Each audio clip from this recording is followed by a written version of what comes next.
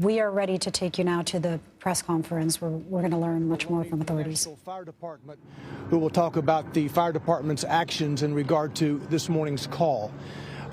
This is going to be a brief update as to what has occurred. There will be more from this spot later in the morning with Chief John Drake and others. At 10:13 this morning, the police department received a call of an active shooter inside Covenant School, the Covenant Presbyterian Church.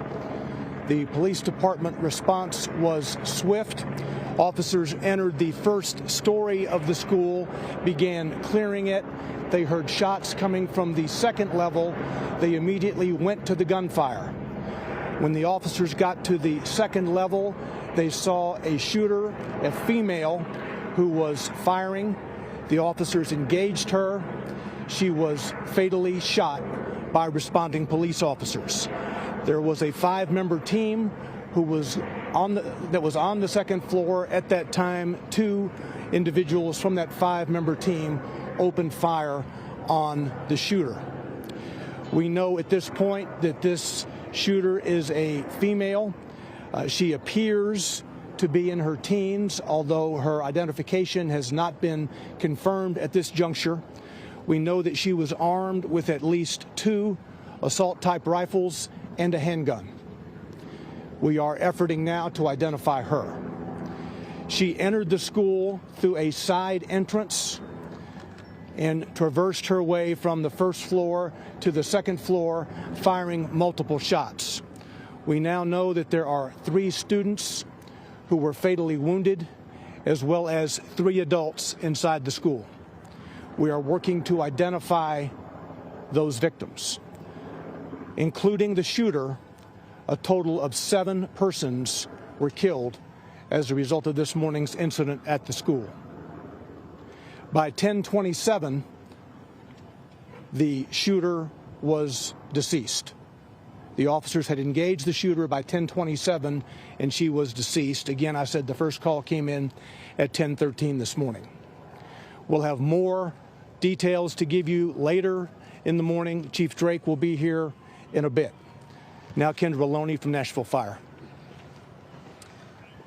Fire department crews are dispatched for active shooter incidents as well, for medical support, but also for an RTF response, which is a rescue task force response to go in alongside of MNPD response. Our crews were right there on the scene to provide medical aid to any survivors, but also be there for victims so that we could try life-saving efforts in this case. So we went in as soon as it was safe for our responders to do so, to try to provide life-saving efforts for those that were impacted by this incident and this tragedy. Our crews were able to be on scene to pull out those that had viable signs of life, those that were still showing the option to be saved, and we did make transport of 3 individuals and 3 children, and then 2 adults that were taken from the scene. Our crews then set up a reunification unit. That reunification unit is at 2100 Woodmont Boulevard. That's where parents can go to be reunited with their children. All of the remaining students were able to be escorted out of the building with faculty and staff. We're not sure about the processes that they had in place, but we were on scene to help them mitigate anyone from seeing exactly what else was going on, but we're sure that they heard the chaos that was surrounding this. So we do have mental health specialists and professionals that are at that reunification site for both the students and the families that are going to be affected by this today. Our OEM units were able to provide buses to make transport from the Covenant School to the reunification site. We had one bus that carried 74 students and faculty staff members to the reunification site, and an additional bus that had 34 students on them. So all of those persons were carried. It was difficult for us to kind of identify who was just there as part of staff for the church versus who was there for the school, because it's all housed in one building. But at this time, we were able to get that number of persons transported out of the building and into that reunification site. So that is where parents can go to be reunited with their students. There is a hotline being set up for parents to call, but right now that is where they should go, 2100 Woodmont Boulevard, which is Woodmont Baptist Church. Additionally, we do have a debriefing site set up for on-staff or personnel who are working this incident, and there are mental health professionals set up there for them as well. There was one police officer that was injured with a hand injury as a result of making an attack on this incident. But other than that, there have been no additional injuries to first responders or personnel responding to this. And as Don mentioned earlier, we will have further updates coming later on in the afternoon.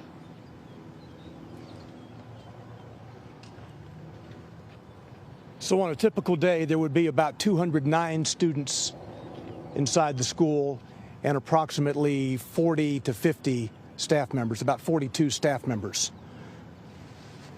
I'll take just a couple of questions before we go back. Clear. So the 7 dead, and then the nature of injuries, how many injured do you know? That you're being treated still, or injuries? I know first responders were. An officer had a wound from cut glass. That is the only other injury that I'm aware of. Do we know if the injuries to the students were critical or do we know the condition? The 3 students are deceased. The 3 students who were shot are deceased. 3 staff members who were shot are deceased. That's a total of 6 victims. And then you have the shooter who was engaged by 2 of our police officers, part of a 5-member team, and she is deceased, for a total of 7 individuals. There are no other gunshot victims, non-lethal, that I'm aware of at present. Do you know how many people were shot? Do you know how many people were shot before the police engaged the shooter? No. Do you know if they shot anyone after they engaged the shooter? Do you know if the shooter was able to shoot anyone else? We do not know who she is at this juncture. We're trying to identify her. She does appear to be in her teens. Again, with 2 assault-type rifles and at least 1 pistol. Do we know if any threats or previous recent incidents that police have come to the school or the church? No, I'm not. Was there an SRO or an SSO working at the school? No, this is a church that operates a private school. There was no Metro Police personnel assigned to that building at any time. Do you know if either of the 2 adults that were shot maybe confronted the gun? You said 2? Yeah, the adults. No, there are a total of 3 adults. 3 adults. 3 adults who have been fatally wounded. Okay, one of them being the shooter? No. No, okay, 3 adults. So let me go over this again. You have a total of 6 victims, 3 students who are deceased, and 3 adult staff members from the school who are deceased. The shooter herself makes 7. Do you know if one of the 3 adults maybe confronted her? I do not. Are they teachers? There is video from the school that we are viewing now to try to learn exactly how all of this happened. Can you say where the victims were located? Were they in the hallway, in a classroom? I cannot at this juncture. As you know, 5 of the 6 were transported. So we will get that information later in the day. Did police engage with the shooter inside a classroom or in the hallway in another location? It is an upper level part of the school that's kind of a lobby type area. It was not in a classroom per se.